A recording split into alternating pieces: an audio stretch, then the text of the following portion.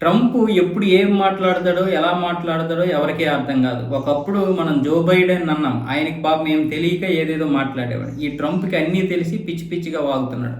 ఈరోజు అమెరికాలో మహిళలందరూ కూడా దీన్ని వ్యతిరేకిస్తున్నారు. అసలు ఓవల్ ఆఫీస్‌లో ఏం మాట్లాడాడంటే, ఈరోజు ఏదో ఒక విషయం మీద సంతకం పెట్టడానికి వచ్చి అక్కడ డగ్ బర్గమ్‌ని చూసాడు. డగ్ బర్గమ్ అంటే ఇంటీరియర్ సెక్రటరీ కొత్తగా నియమించాడు.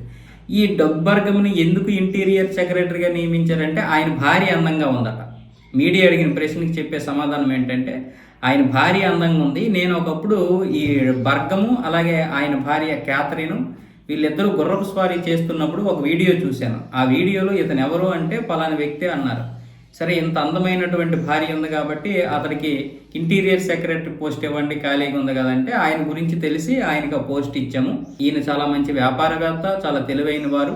ఈయన విజయాల వెనక ఖచ్చితంగా ఆయన భార్య ఉంటుంది. అందుకే నేను ఈ యొక్క పోస్ట్ ఇచ్చానని ట్రంప్ చెప్తున్నాడు. దాంతో ఇప్పుడు అక్కడ మహిళలందరూ కూడా దీన్ని చాలా వ్యతిరేకిస్తున్నారు. పైగా ఈ మాట్లాడినప్పుడు క్యాథరిన్, డగ్ బర్గమ్ అక్కడే ఉన్నారు, ఓవల్ ఆఫీసులోనే ఉన్నారు. వాళ్ళు చాలా ఇద్దరు నవ్వుతున్నారు కానీ చాలా ఇబ్బందికరమైనటువంటి పరిస్థితిని ఎదుర్కొన్నారు. అంటే ఆయన భార్య అందంగా ఉందని ఇస్తే దాని అర్థం ఏంటి?